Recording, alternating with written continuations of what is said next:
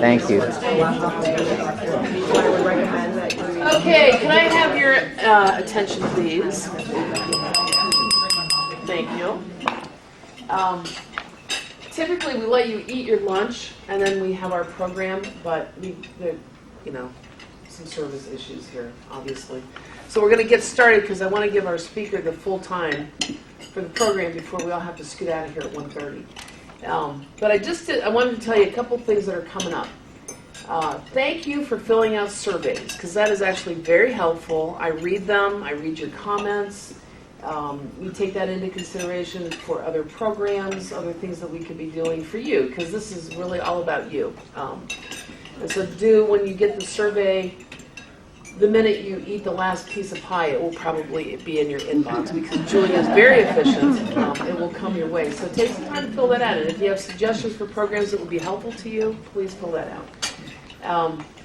I love that this year, every month, it's been a different mix of people in this room. Well, not in this room, but in someplace. It's been fun to see who comes. I think some people come in response to a particular program. Some people come because it's a Wednesday that they can really clear their calendar and get here. So for whatever reason you're here, we're thrilled that you're here. In May, our program is going to be a team from Pisgah Legal. And they're not really going to talk about Pisgah Legal as much as I've got their development person coming and their marketing person. And the program is really going to be talking about how marketing and fundraising have to go hand in hand. And they do it very well. So I think you'll hear from people who have a good model and a good team put together for those of us who kind of struggle with that back in our places. And then in June, this is in direct response to what the membership has said. We want to know and talk about the new tax laws. What kind of implications for our donors? What could we be saying to people? What are the changes in charitable giving? And so the philanthropic team from Wells Fargo is coming in June to do a presentation for us around that. I think it will be very good. And I heard from, I bet, 15 different people that was a topic that was of interest. And then July is our Philanthropy Institute. And so we're kind of cruising along through this year. So we have good programs in the fall yet. So I want to introduce Kathleen Osta, who's our speaker today. And she's actually, I'm not going to call her a speaker because she's really a facilitator. Today's topic is all about facilitation, and I'm not going to spend a lot of time telling you what she's going to tell you. I will tell you that my experience was, I don't know, a year and a half ago maybe. There's a group that gathers in Henderson County quarterly, nonprofit leaders in the community, and so Kathleen came in and did a workshop for us that week, and I kind of walked into the meeting not paying any attention to what the agenda was, and I sat down and it was how to, group facilitation. I was like, really? And she grabbed my attention in terms of the program, the way she facilitated the group, and I thought this is just a great experience for us. So today's going to be a little bit different because she's going to expect you while you're eating to also engage. And so I'm going to turn this over to Kathleen, and I'm thrilled you're here. Great. Thank you so much. I'm really glad to be with you. And in a previous life, I lived in Phoenix, Arizona, and I was a fundraiser for 7 years. And I also grew up really professionally in the nonprofit world. So it's just really fun to be, it's like I'm with my previous peeps. It's good. So thank you for all the good work you do, because I really have a great regard for what development folks do. I get it. And you make a huge difference in our communities. So I'll just give you that as a starter. Excuse me. So, what is facilitation? And how is it different from presenting? How is it different from training? And so just the short version is when I'm training, because I also train people in facilitation methods, when I'm training, I'm imparting information. I'm giving you information that hopefully you'll be able to make use of. When I'm facilitating, it's my responsibility to get information from you all, to tap the wisdom in the group. That's really the point. In any kind of facilitation, there are so many more approaches now than there have ever been. At its root, facilitation is a practice of honoring. pure and simple. And in that regard, it has some relationship to fundraising. Because as a facilitator, I listen. As a facilitator, you create rapport and relationship. Well, you can't fundraise successfully if you don't know how to develop relationships. Am I correct? And so, and there's a lot of listening, because how else do you know what someone cares about who then might be predisposed to your organization if you don't listen to their stories and what they care about? So there really is a relationship between the two. And so people do facilitate without even knowing it all the time. And you all run meetings, so you're facilitating meetings. These methods, so the technology of participation is the methodology that I use, and I've been using it for over 30 years. They've been around for over 45. Used in third world villages, used in corporate boardrooms, soup to nuts. There really isn't any place you can't use them. Professionally, personally, they're adaptable to beat the band. And so today, instead of telling you a lot, I will at the last little chunk I'm going to, but today I thought it might be helpful to have you, one of you at each table, is going to willingly and excitedly agree to be a volunteer facilitator for a script that I've created for you. So that you can have the experience of facilitating, and I'm going to put some tips up so you know what to do. And then we'll do a miniature debrief just so you can say what the experience was like and get a smidge of feedback. And then I'll give you a little bit of theory behind the focused conversation method. That's the method that you'll be experiencing. So the focused conversations method purpose is to take a group from surface thinking to depth understanding. And you've been in enough meetings to know that oftentimes you're partway into the conversation, it's like, wait, we don't have the same background or context. We got to go back. Have you ever had that? Oh, yeah. It's like, well, we're already diving down and we don't even know what we're talking about. Well, this methodology avoids that. It also avoids disagreeing because you create enough room and air in the room to just let every perspective have some airtime without people pontificating. So when you do that, then people kind of settle in when they realize that their perspective is going to get airtime. And so the conversation you're going to have is going to be based on a quote you're going to receive. So everyone will get an opportunity to read the quote, and then your volunteer facilitator will all you'll do is read the questions on the sheet. There is a context statement so that you'll, tell people what you're going to do. And you all just participate. And I'm going to put some of the tips up here now, so you're all going to get the preview. But wait a second, before I do that, we need to know who the volunteer is at every table. So the other thing I want to say, oh good, we already got one hand. Great, this is good. So when you agree to volunteer, just know that this is going to be the kindest group you'll ever facilitate because people are going to be on your side. And so it isn't going to be a stretch. But if you really have very limited experience facilitating, I would suggest you jump at the chance. So the back table has a volunteer. Who do we have here? We got it. We've got one here. We got one here. Great, Alex. This table, who's the lucky one? Come on, you kids. I want to Okay, great. And this one. Wonderful. Okay, so I told you you're going to be receiving a quote.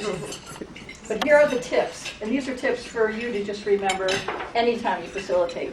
And understand, too, that the stance that I take as a facilitator, and this isn't true of all facilitators, but many, is that you don't need to know what I think.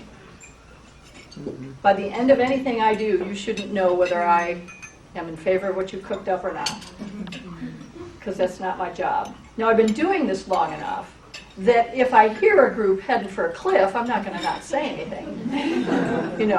But I won't tell them anything. I will raise their awareness and say, you may want to consider this, or I may ask a question that helps them realize, oh, we didn't factor this in. So there's a way to do it in a facilitated way, and because facilitation often has to do with inquiry and asking questions rather than telling.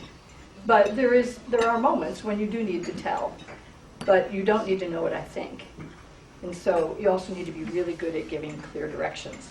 So here are some tips for each of you who are facilitating. And that is, just ask the questions as written. And the reason I say that is if you flip it, you'll end up making it a yes-no question, which is not helpful. You always want open-ended questions. Questions 1 through 4, you want to do quickly. And they're designed to be easy to answer. So this is not about stumping the band. Questions 5 through 8, you slow down because you're actually asking thought-provoking questions. So you need to give people some time to think a second before you expect an answer. Listen to the responses, and the reason that's up here is because it's very tempting to think, oh, what's the next question? It's like, but listen to what's being said, and then just let the natural evolution of the conversation keep going with the next question. Affirm all responses in a neutral way. What that sounds like is people are making comments, head nodding works, saying yes, thank you, okay, good. Not like, oh, terrific, which means the other answer is chopped liver. So you're not out to have anyone answer sound better than it. And all answers are legitimate. And I've mentioned this already, but be neutral, and your ideas are not needed. And you'll have them, you'll want them. I mean, that's a trick. This is the hardest thing. I mean, I've gotten good at it now, but it's when I teach the 2-day training, it's the hardest thing for people. It's like, because they care about the topic. They want to put their 2 cents in. It's like, thanks for playing. So, and enjoy the silence. So this is the other piece. We're thinking things aren't happening if there isn't something being said, and it's not the truth. When you actually ask a question and let it sit, you are saying to the group, I really want you to participate. That's your message to them. But if you get nervous and jerky and start wanting to fill the space, then you're taking it back. And it's uncomfortable, it can be, but guess what? They're uncomfortable too, and someone will talk. They will not be able to stand it, so just outweigh them if you get to those places. So those are my tips for the facilitators today. Now, I'm going to give you, everybody is going to get a copy of the script so you'll know what's coming. And so these are in 6s. So if you just take one and pass it around the table, that'd be great. And if you, Lisa, would you pass that to the table behind you? Thanks. So what's at the top of that sheet is what you do as a facilitator to make sure the questions you're asking really serve the intent of the conversation. And it says rational and experiential aim. And that is so that you know that. Did everybody get one? Let me know. Oh, and maybe you guys would like them. We were going to enjoy the silence.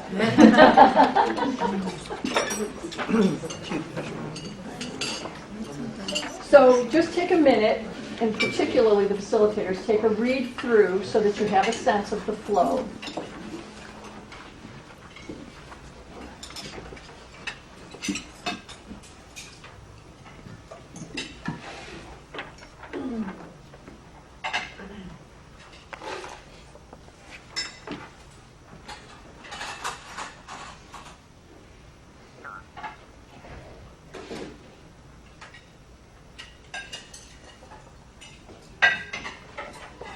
Now, one of the things I didn't put up on the wall as a tip, but it's on there, and that is when you ask the first question, let them know that you want to hear from everybody on the first question.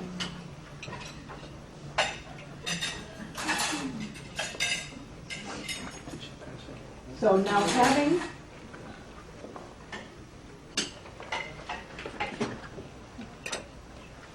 and so can the facilitators raise their hands?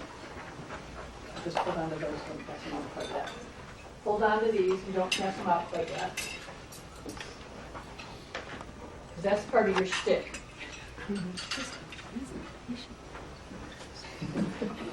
What's the second?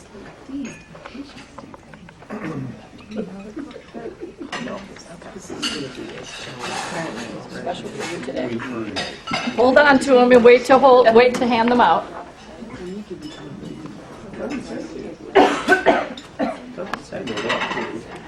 So this is only going to be like a 10 to 12 minute conversation, ideally.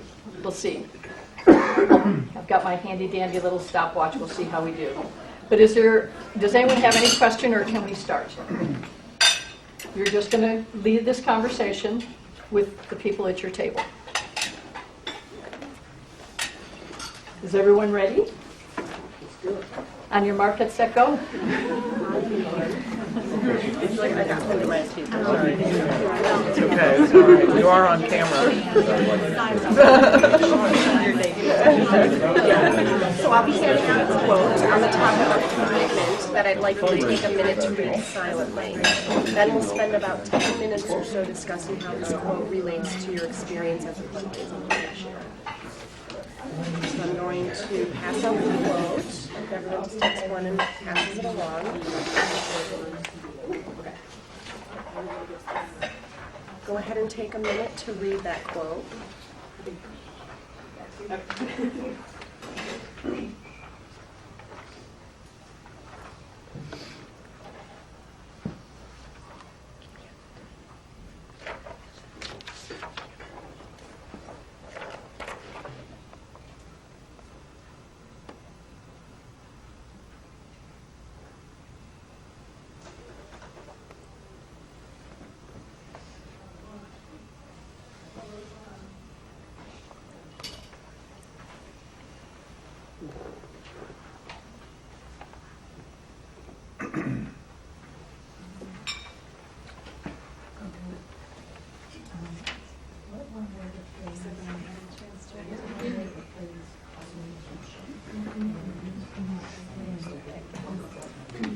I'd like to hear quickly from everyone on this first question.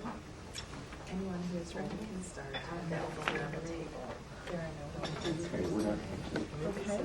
What kind of quote do you read the quote?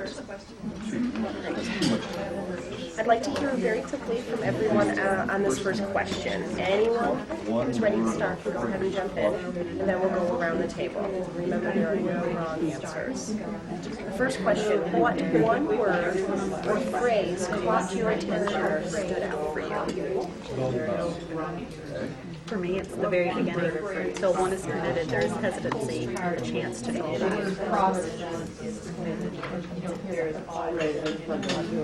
I also noticed hesitancy. The facilitator, all you need is the script. I was gravitated to the Providence Moose too. Oh, sorry.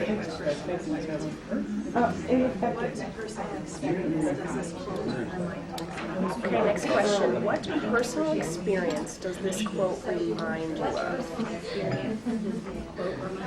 What personal experience does this From a quote fundraising perspective, it seems to be like a relationship with the donor from the time that you are introduced with them and introducing them to your cause and working through that relationship to the point where they make that commitment to support your organization with a gift. I see that whole relationship unfolding within this quote.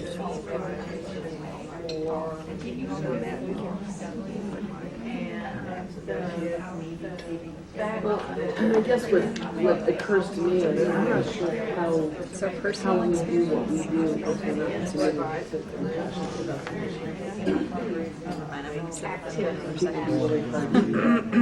Well, it's funny because it doesn't say personal fundraising experience. So I'm just going to say when I decided that I wanted to get out of doing social work and I wanted a different nonprofit path.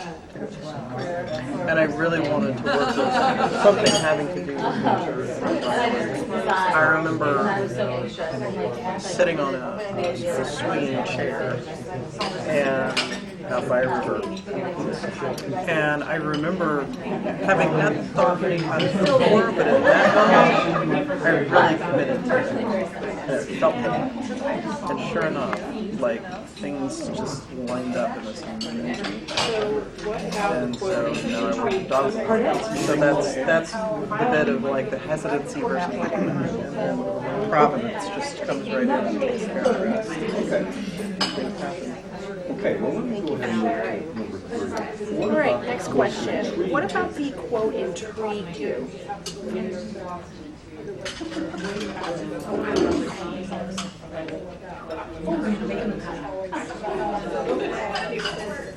The quote at the end, it makes us really think about our life and what we're doing and how anything that we dream of, anything that we think is possible, we can do it as long as we just pursue Even though I've never heard this quote before, it felt familiar in some ways that maybe read something similar or just the concept of hesitant. It's going to be hard if you're confident with this decision. But a lot of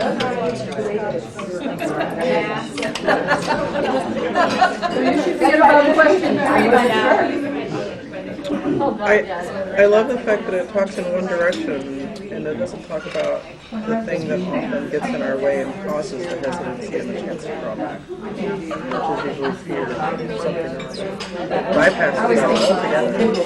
It's like it's already making a commitment to be positive. Thank you. What was uncomfortable or unpleasant?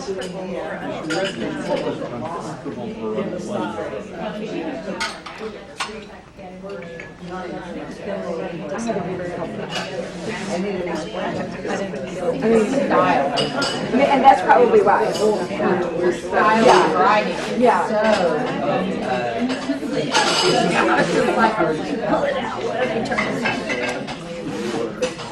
I wanted to help them.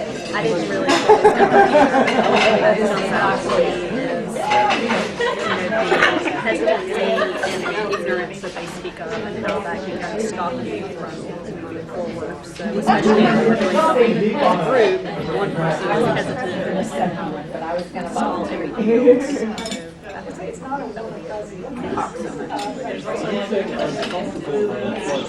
Yeah, I know, right? I don't think I felt uncomfortable either. There's always this question in the back of your mind. You're like, oh, am I doing something wrong in my life? Yeah. Is there something that I have a completely committed to?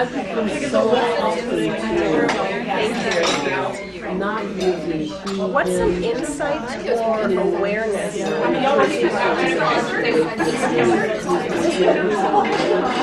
That the whole no man can drown is what I was kind of Similar to what I was saying before, is that in some ways this is just a really good reminder to have confidence with what you're doing. Making whatever you'd like to do personal fundraising. So I think it's just a good reminder. And I think that also is when you read things from, well, this is from 1951, but when you read things from back in time and they're talking about it, it's kind of a well, the second half of that top part, oh, I'm not the only one. where it starts the first This stream has of been around events, for hundreds of years. So it's a way of thinking about that or two days fundraising. That is true. feel You hesitant. make a commitment and Saying that it's still before them today. Things that are still there.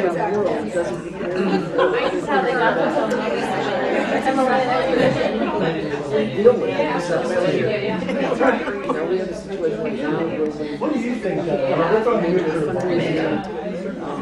initiative building it around a physician who's just investing so that, unforeseen incidents. What do you think the message of this quote is? You have to figure out how to, what's the workaround. And that works the way our fundraiser.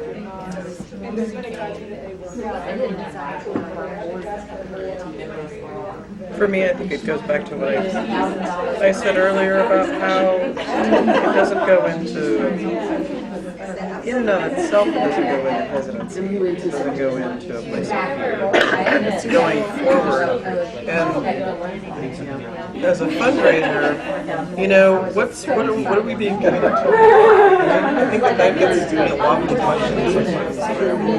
At least, my experience of talking to fundraising professionals, you know, is because we have a goal, the board sets a goal, you have to raise so much money, but is that what we're being committed to? No.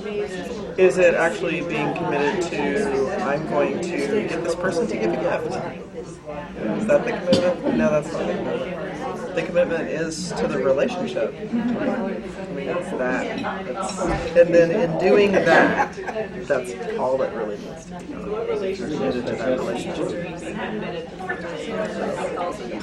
8,000 plays, that's right. But is there a second reason? Actually, this is good for me. Like, this is actually a nice change for me.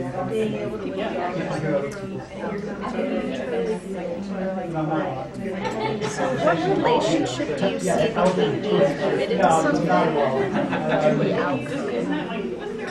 Well, it's part of the message in there, in the progress piece, you're committed to something in the midst of whatever You're working towards that positive outcome. And if you're not committed to it, you don't carry away with you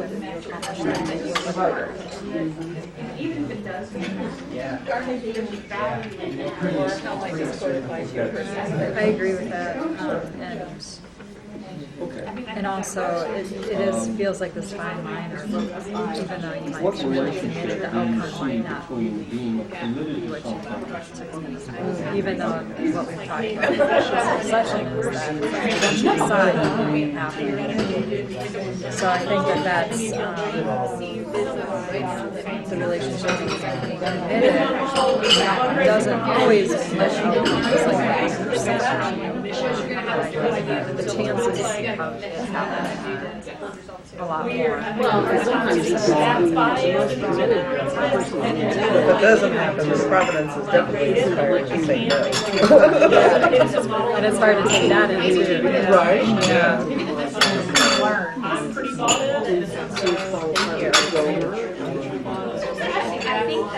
How might this quote apply to a I think that includes grants. being committed to something? I feel like that applies to or likewise, how might this quote apply to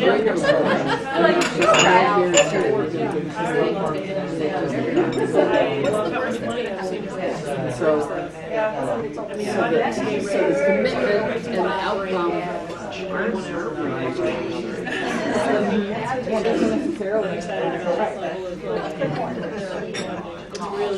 You know, being in the process of hiring right now, you know, we say future effort, the commitment to your hiring, fundraising, and other departments. And I'm wondering if, I mean, this is useful. I also wonder if there's a way to incorporate this into my interviews that I'm doing.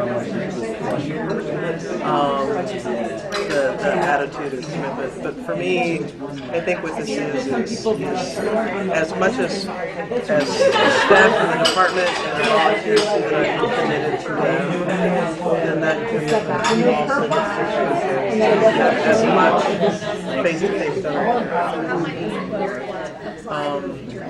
but certainly modeling. Everything's not really.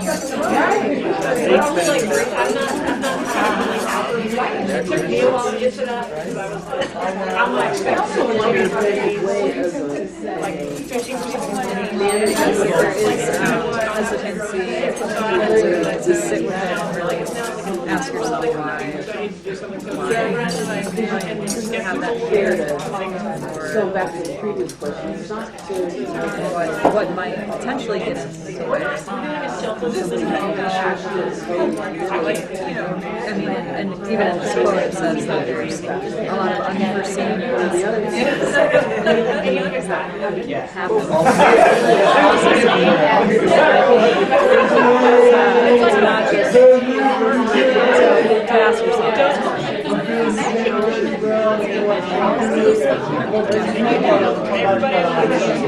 Really safe to be something like this really committed to.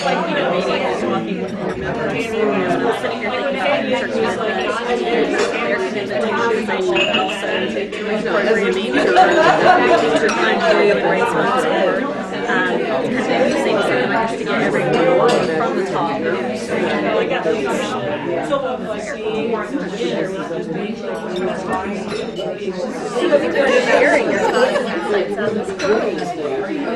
Now, do you want to answer those questions? Facilitating. No, that's all you said. we can see, I can see your wheels turning.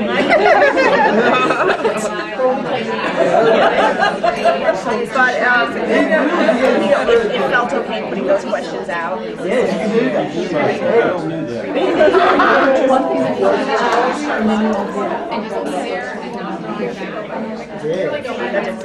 You seemed pretty committed to the process. Sending her out with outcome is pretty good.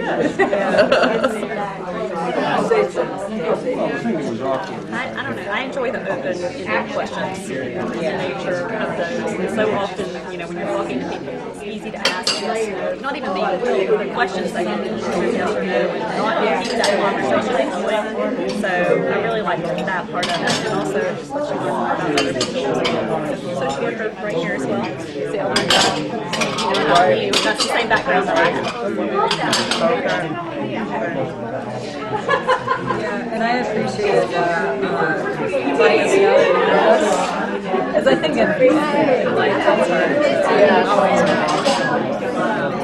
So just by saying thank you or nodding, it seems like a simple thing.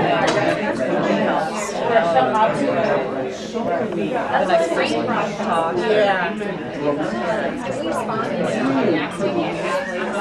Just how to model this. We had a meeting facilitation that's goal is to communicate. Right? Because to go into this process, which is largely, at least this is dog work, we do brainstorming. It's very popcorn style. And while there's listening and hearing and taking it all in two different platforms, being able to have this kind of open and then move to consider through this. So like have hearing some questions.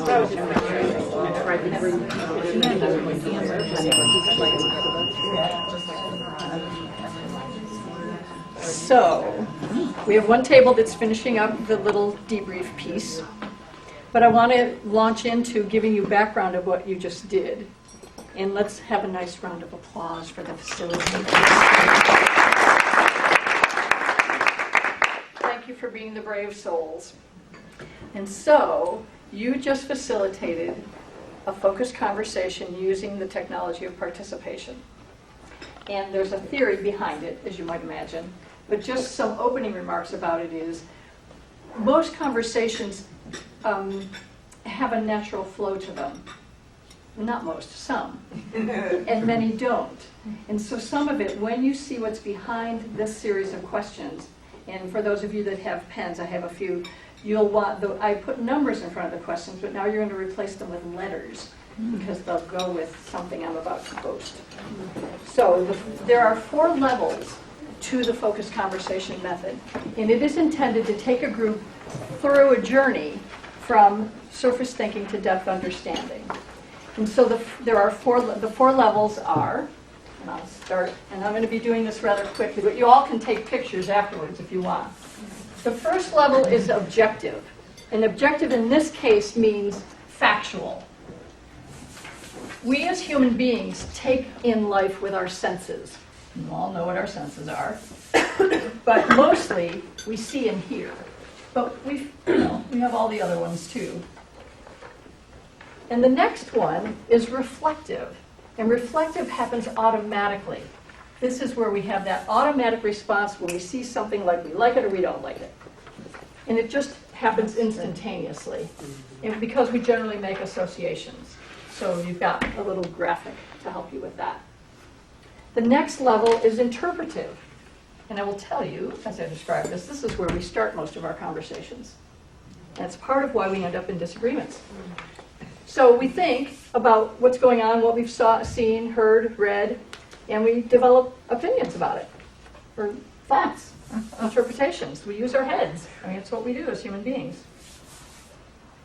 And then finally, we come up with some version of a decision, meaning we form an opinion, or we actually act and say we're going to do something. We think about everything that's occurred, and after we've made some sense of it, which is what happens here, we decide whether we've changed our opinion or we'll take action. So this is the focused conversation method.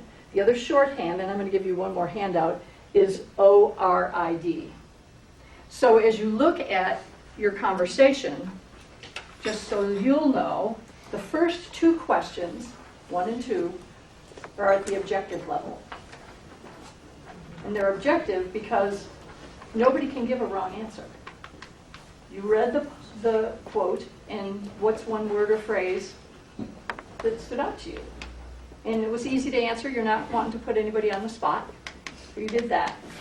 Questions 3 and 4 are at the reflective level. Questions 5 and 6 are at the interpretive level. And 7 is what I call a segue question. It's I/D. It has some I to it, but it also oozes you into the decisional. And then the final question is the decisional level. It's based on a natural thinking process. This happens to us all the time. If anyone uses an alarm clock, when the alarm goes off, you do that in a nanosecond. If I was standing here and tossed you a cush ball, you would go through all that. You'd decide if it was malicious or fun, and decide whether you're going to let it go by you or catch it. I mean, you just bam, bam, bam. Because of all of this is happening. But when you do it intentionally, this conversation can really broaden everyone's experience of a particular topic. So if you read the quote by yourself and just answered those questions, it'd be one thing, but you got to hear everyone else's perspective, which sort of enriched your experience of the quote. Is that fair to say? Yes. That's the point. The point is varying perspectives are good. And even though they didn't match up, you didn't need to resolve it. You just gave them airtime and some air to breathe. And when you're leading a conversation like this, intention is not to reach consensus. It can be in some cases, but it's not its design. The design is to you can take a group's temperature. And what that means is you can get a read on how much consensus there is or isn't, how much alignment there might be on this topic. Like, should we do the gala next year or not? So you ask a batch of questions like, what were highlights from last year? What really went well? What didn't go so well? What was generally, how did most people feel about it? What were the pros and cons? What was the payoff? Is it worth the time and the investment? And so after doing all that, then what's your sense of whether we should be doing this again next year? Or if we do it next year, what we'll do differently? It's usually pretty verbal. But in that case of the example I just gave, you might have a flip chart at the decisional level, and then you could jot down options that people want to consider. Well, maybe we'll do it if we X, Y, Z, and maybe we won't do it if we can't, something else. So you're now just exploring, but you're funneling everything down to what do we think, no, want to do. So it just makes life easier, is what I can tell you. I think the biggest piece is that people feel like when people disagree, you're supposed to fix it. That is not necessarily the case. And so when I'm leading conversations and someone says, and some people are very, passionate about what you're talking about, and they'll say, well, I don't agree with that. It's like, okay, thank you. You don't have to make a big hairy deal out of it. It's you just affirm it and say, okay, it sounds like you feel strongly about that. Okay, let's hear from someone else. And so it really, it can bring new life to a topic that has been, I'm mentoring an apprentice right now. She did a 7-minute conversation on an issue that this group had been struggling with for like months. And they figured it out in 7 minutes by doing a quick conversation. I just was with her yesterday. She said, you know what, I just did one. And she just almost made it up on the fly. And she said, we've been hassling this for a while. But it's like everybody figured it out because we don't know what everyone's thinking, but everybody's got a different piece of the puzzle. And you're inviting it to surface. And that's the point. Any burning questions about this experience? Could you take this scenario or this approach and then move into, like, I'll be teaching a seminar this weekend. So could you, and I wanted to get to know the audience better. and Oh, by asking- as an opener? Yes. Absolutely. We call it bookends. You open and close almost everything with this. Nice, okay. And you can do really short ones. This was pretty short. Yeah. See, they can go from 7 minutes to an hour and a half, Mhm. depending on your topic and the depth. You can use it to, so I'll just give you another great example. On the handout, we'll cover some of this. But if you have to review a report, you give people sections ahead of time.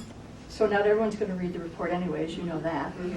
So you say, you do pages 1 through 3, you do pages 4 through, and then you ask them, before they even come in the room, to circle the words and phrases they were glad to see, underline the ones that they had reservations or questions about, and then jot any additional notes. One, it gets people to read the thing because they got some steps to follow. And it doesn't become a blur because they have a focus. Then they come in the room somewhat prepared. And not everyone is, and that's okay too because so many are. So you've got that mix, which works. And then you have the conversation to say, so what were we glad to see? And you hear everyone's answers on that. And you can do this for 30 people. I mean, you have to really budget your time, but it can be done. What were we glad to see? What seemed off kilter? What didn't, what was kind of a rub? He can tell you that too. And therefore, though, what do we now know? So here's the thing. The downbeat here is we start our conversations here. And that's why they end up in conflict, because we don't have the common foundation of this. So when you ask the objective level question of what did you get from this? What did you notice? What stood out to you? Now everyone's had a richer experience of the whatever it was. And then everyone, what'd you like? This, you always have to have 2 questions at the reflective level. You always want the up and the downside. And so the upside here was where were you intrigued, the downside was where you were uncomfortable or unpleased. And so if it's a group that's already agitated, you would want to start with the downside, our question, because that's all people can think about when they're annoyed. So let them spew, and then they'll be able to actually tell you something that had a redeeming quality to it. But most times you'll be able to start with the upside. Now, I want to give you a quick shorthand, too, of this, because this is not common everyday language. So the the objective is what? Gut. So what? Now what? Cool. And this happens all the time. In fact, I have a colleague that I train, and he'll have a conversation just doing that. He said, this guy came to my office, he stood in the door when he was fit to be tied. And I said, what? And he blathered on. He said, yes, so what's your gut? And he did. He said, well, now what do you think? And now what are you going to do? I mean, just, so you can make it as hearty or as, skinny as need be. Okay, so this is one of 3 methods in the ToP facilitation class. And this is your handout. I call this a primer, because it's just, there's much more to this, but I wanted you to at least have an introduction to it. You're welcome to take pictures of the wall so that you have something to refer back to when you know what's happening here. But now we're moving into the commercial. So I teach the class 2 or 3 times a year. There's one next week that has 2 seats open. It's usually no more than 20 people. And so there's 18 folks registered. So that's next Thursday, Friday. You can still register. But September might be more realistic for you to plan. And I have flyers for the April class, if anyone wants to just take a look at it. And I'm happy if you think you would like to be on a distribution list to get notices of this, just give me your card and I'll be glad to add you. The second method, which is what Kim saw and got hooked on, is very visual. It uses the sticky wall, but this is a consensus workshop method. And it's where you open up a question, and I think the question we asked is, what are the key components of effective community collaboration? Because of the group we had, and they would do a lot of collaborating. And so we did a brainstorming process. And people knew what the question was, and I led a mini ORID. I just asked 2 or 3 questions, like when have you been a part of a collaboration that went well? How come? What were the ingredients? It was ingredients. What are the key ingredients of an effective collaboration? And when have you been a part of a collaboration that didn't go so well? How come? So now everyone's thinking got warmed up because we did a mini partial ORID. And then I asked people to do an individual brainstorm and just create a list of answers to that question. And then we put people in 2s or 3s and had them share their answers. We had them do maybe 4 or 5 answers per team on white half sheets with markers, and we bring them up a couple of rounds at a time until people start pairing them, similar ideas, and you end up typically with 6 or 7 categories that have all have some connection. So this category has 6 ideas in it, and it's from several different groups. This one has maybe only 4, another one will have 8. And you name those clusters of ideas together, and it's the name then that represents the group's consensus. And it's very quick, it's very engaging, but when you get to the consensus items, you look at the ideas in the one column and you say, what is the common thread or theme here? And when people name that, they've just said what it is they all agree about. They won't agree on all the 6 ideas, but what the ideas are pointing to, they do agree about. So now you walk away with 6 key things that everyone says, yeah, these are the key ingredients to collaborating effectively. And so people could actually take it back to their groups and say, we just did this, and we've got these 3 or 4, but we don't have this much. And so you get to move forward together. So that's the second method. The third method is an action planning process that is a combination of the first 2. And you guys have to do action planning all the time. Having to, it's special events, you name it. There's all kinds of things. And so it's a way of getting everyone in the same room to say, what are all the things we know we need to do? And they put them on half sheets, and then you just put them in action teams and timeline them. I mean, there's some pre-work too. You start with the end in mind, and you say what the victory would look like. But it's really, and you can do a full action plan in 3 hours. So that's that. Where are we on time? Yeah, we're done. We're cooked. Well, thank you. It was really fun to be with you, and I'm happy to answer questions.